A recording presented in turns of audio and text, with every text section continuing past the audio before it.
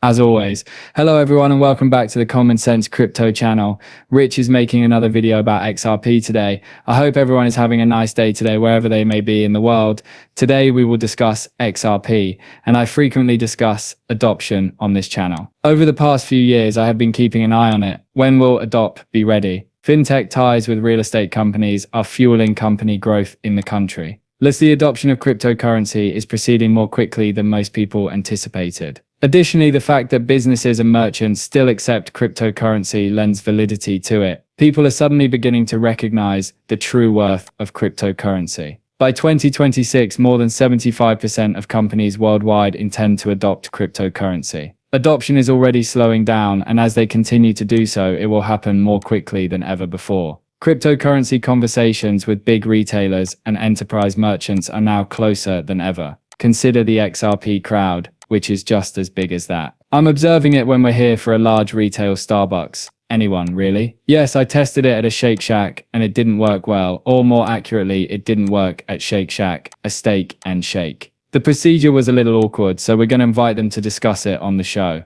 I then asked them directly, was this, just an interesting publicity stunt? And my argument is this: if I am unable to use cryptocurrency to address my payment issue, do you think that because a particular audience is so big, merchants would try to start focusing on ways to reach them in order to persuade them to visit their stores? That's a really good question, in my opinion. Right now, I believe they will begin to target more, but keep in mind that for the past 8 years, retailers have been in the dark. They had been eagerly awaiting some kind of regulation since 2018. We have been in close collaboration with our merchants and several of our retailers. Additionally, I've discussed enterprise-grade shops. That's instructive too. We pick points of sale in physical and mortar establishments, just like we did when we were in the United States. It's a lot like that. We would like to speak with those enterprise-sized merchants who work with their compliance teams. Today, Flexer is used by all enterprise merchants that accept digital assets, because, well, with one notable exception, tech is what we've stuck with. We are discussing a few dozen enterprise-level retailers who have used Flexer to accomplish this.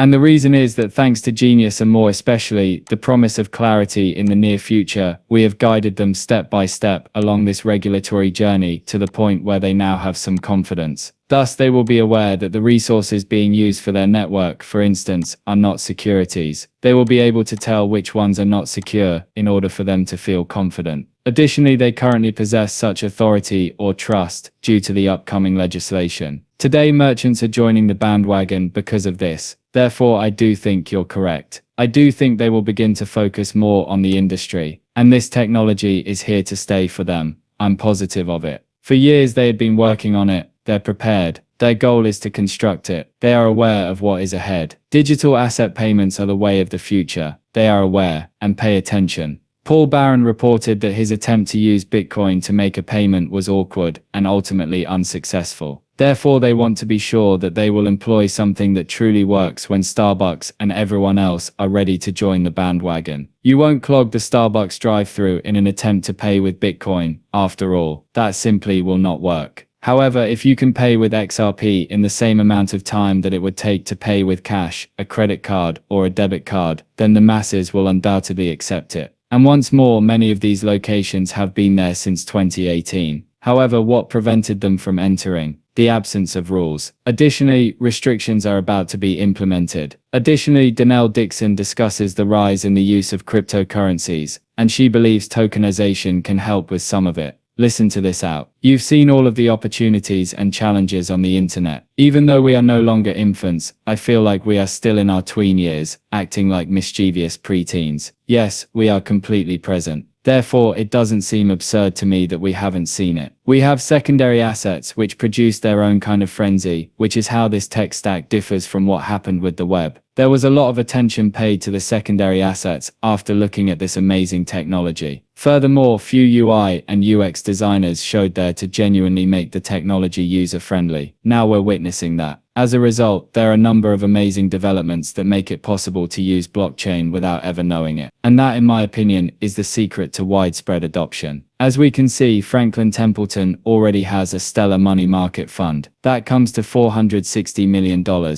People are genuinely using it to retain their assets on chain and have them there. everything is on chain. However, they have to work with the SEC from 2019 until 2021 or 2022 in order to do that. Depending on the nation you are in, these are some issues that present regulatory obstacles. We're at the right place, in my opinion, but we need to concentrate on the applications that will really make it popular, like giving it to people who aren't crypto natives or who might not be really interested. I used to frequently ask you, does anyone really know when you're using HTTP? Perhaps some of you, but ideally not all of you, is the answer. Because you utilize it every day, that's good, and it's a crucial component of the tech stack. However, we have spent a lot of time discussing technology rather than its applications. And now that blockchain is involved, I believe we're moving past it. This is a really cool piece of technology that you can use, you know. It must be very easy for you to utilize. She's speaking it as though it doesn't even exist. But pay attention, she also mentioned that assets will be tokenized. Assets will be tokenized by individuals, and that will grow significantly. Once tokenization truly takes off, it will happen very quickly and with great magnitude. Everyone believes that everything will happen in years, no longer as individuals seek out quick satisfaction. Additionally, these individuals desire to tokenize things if they have something valuable and others are doing it. It occurs similarly to a network effect. Additionally, that is what will cause widespread adoption. Listen to this as well. Eric Trump, the race will be won by those who adopt cryptocurrency the quickest. Take a look at how much money BlackRock is investing in cryptocurrencies. Take a look at the whole quantity of money. If you go back a year, not a single one of them mentioned storing Bitcoin or any other type of cryptocurrency. Is there room for everyone now that Schwab and Fidelity are doing it simultaneously? That's my question, I suppose. Yes, pay attention. I believe the race will be won by those that adopt it the fastest. And I wonder what will happen to those who don't welcome it. It will be a slow and agonizing death for them.